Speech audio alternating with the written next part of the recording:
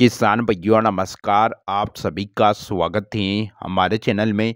इस वीडियो में हम बात करेंगे अफीम की फसल के बारे में। जैसा कि दोस्तों आप हमारे वीडियो में लाइव वीडियो देख पा रहे हो, अफीम की फसल में बारिश के बाद एक खतरनाक रोग ने जमाव कर लिया है। जैसा कि आप हमारे वीडियो में जो अफीम देख पा रहे हो, मैं एक पट्टा देखने गया था।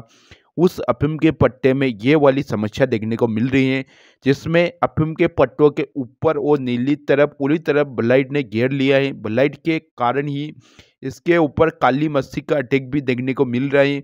पत्तों के नीचे और ऊपर भी फंगस ने पूरी तरह से घेर लिया है।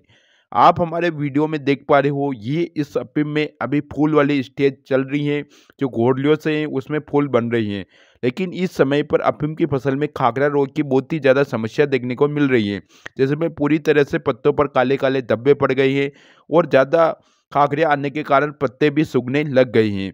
तो मैं कुछ ऐसी दवाइयों के बारे में आपको जानकारी देने वाला हूं, जिनका प्रयोग आपको 7 से 8 दिन के अंतराल पर वापस रिटर्न स्प्रे यानी कि 7 से 8 दिन के अंतराल पर इसका 2 बार स्प्रे करना पड़ेगा। तभी जाकर आप अफीम की फसल में खागरा रोग को रोक सकते हैं। तो दोस्तों अभी तक आपने हमारे चैनल को सब्सक्राइब नहीं किया है तो सब्सक्राइब कर दीजिए, वीडियो को लाइक कर दीजिए और अधिक से अधिक किसान साथियों के साथ शेयर भी कर दीजिए। जैसा कि दोस्तों अफीम की फसल में अनेक प्रकार की दवाइयाँ जमीन के अंदर टपकाई जाती है। इसके अलावा अनेक प्रकार की दवाइयों का स्प्रे किया जाता है। लेकिन जिस समय पर अफीम की फसल में जो रोग दिखाई देता है, उसी रोग का अगर आप स्प्रे करते हैं तो आपको फटाफट रिजल्ट देखने को मिलता है। जो दोस्तों अफीम का एरिया है, इस अफीम के एरिया में अफीम की समस्त दवाइयाँ मिल जाती हैं। लेकिन कई कई जगहों पर जो अफीम के कम पट्टे होते हैं, वहाँ पर किसान भाई लोग जो अफीम की फसलों से डरते हैं, सही तरीके से दवाइयाँ नहीं दे पाते हैं। उन्हें किसान भाई लोगों के ये समस्या आती है कि हम ये रोग आ गया है तो कौन सी दवाई डालें। जो दुकानदार होते हैं, उन दुकानदारों को मालूम नहीं होती है कि अफीम की फसल में कौन सा रोग आ रहा है और हमको कौन सी दवाई देना चाहिए। अब बहुत ऐसे दुकानदार हैं जिन पर एग्रोबेड और पॉलीराम भी नहीं मिलता है। वह कार्बनाजिम, मेटालेक्जिल, मैनकोजेब, थायोफेनेन मिलता है, जैसी कुछ ऐसी दवाइयाँ देते हैं जिससे कि अफीम की फसल पर बिल्कुल भी रिजल्ट देखने को नहीं मिलता है। तो ऐसी दवाइयों को आप भूल कर भी प्रयोग ना करें। अफीम की फसल में जो रोग है उसी रोग को आप खत्म करें।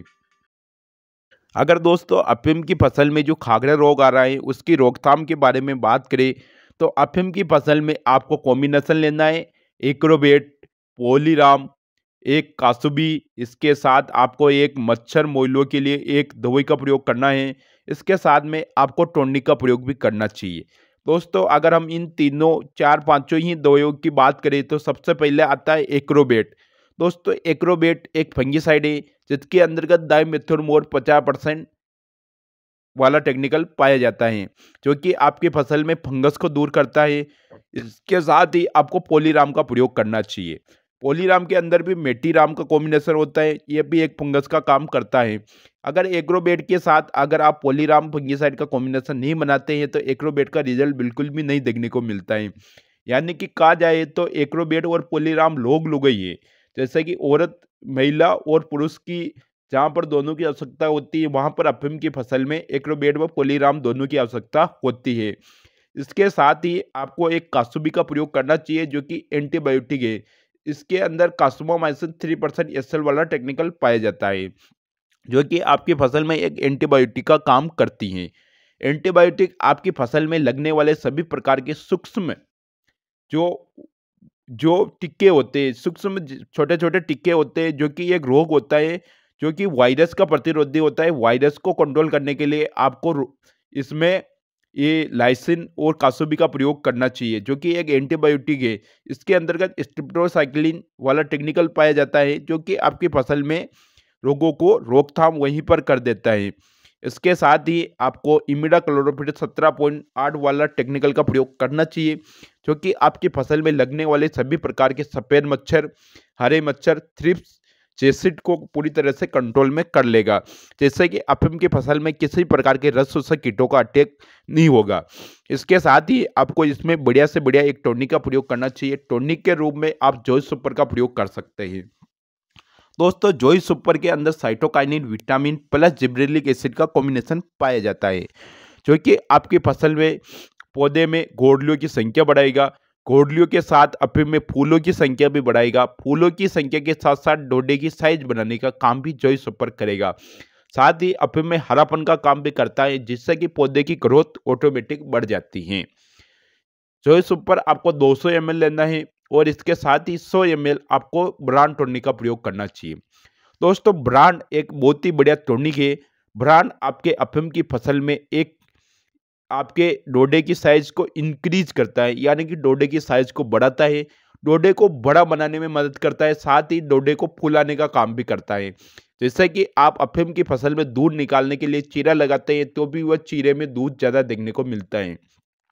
इसलिए आप अपनी अफीम की फसल में एक बार पोषक सुपर या जॉय सुपर, उसके बाद आप विलोवुड कंपनी के ब्रांड टॉनिक का प्रयोग कर सकते हैं। दोस्तों, इन पांचों दवाइयों के डोज की बात करें तो एग्रोवेट का डोज आपको 20 ग्राम प्रति 15 लीटर पानी में, पोलीराम का डोज आपको 40 ग्राम प्रति 15 लीटर पानी में, आपको कासुबी धानुका कंपनी की उसका डोज आपको 30 ml प्रति 15 लीटर पानी में, इसके साथ आपको जो इमिडा क्लोरोप्रिड का डोज आपको 10 ml प्रति 15 लीटर पानी में, जॉय सुपर का डोज आप 30 ml पर टंकी में, इसके साथ ब्रांड का आपको 25 से 30 ml पर टंकी। इनका जो डोज बताए, इन डोज को आपको कॉम्बिनेशन बनाकर मिक्स करके अच्छी तरह से घोल बनाकर आपको एक ही टंकी में भरकर स्प्रे करना है। हाथ को अफीम से 10 सेंटीमीटर ऊंचा रखना चाहिए, जिससे कि अफीम की फसल पर छोटे छोटे जो फुहारे के जो पानी के वो बूंदे गिरेगी। तो इस प्रकार से अफीम की फसल में बारिश के बाद ये वाला स्प्रे कर सकते हैं।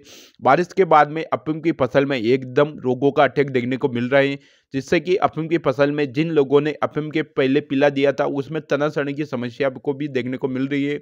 तो अफीम की अगर आपको अच्छी पैदावार लेना है तो अफीम की फसल में तना सड़ने को रोकना पड़ेगा। इसके साथ ही अफीम की फसल में सभी प्रकार के कीटों व रोगों की रोकथाम करनी पड़ेगी, तभी जाकर आप अफीम की फसल से अधिक पैदावार ले सकते हैं। अगर अफीम का पौधा रोग मुक्त रहेगा, अफीम का पौधा पूरी तरह से हरापन रहेगा, किसी भी प्रकार की उसमें फंगस, कीटनाशक व अन्य ब्लाइडें नहीं आएगी, तो अफीम का पौधा आपको लंबे समय तक आपको दूध देगा, जिससे आपके दूध में बढ़ोतरी होगी और आपको ज़्यादा अफीम का दूध देखने को मिल जाएगा। तो इस समय पर आप अपने अफीम की फसल में जो बताए हुए दवाइयाँ हैं, इनका प्रयोग आप बारिश के बाद जल्दी से जल्दी करें, अन्यथा ज़्यादा रोग फैल जाएगा। तो दोस्तों, आज के वीडियो में इतना ही। धन्यवाद। जय जवान जय किसान।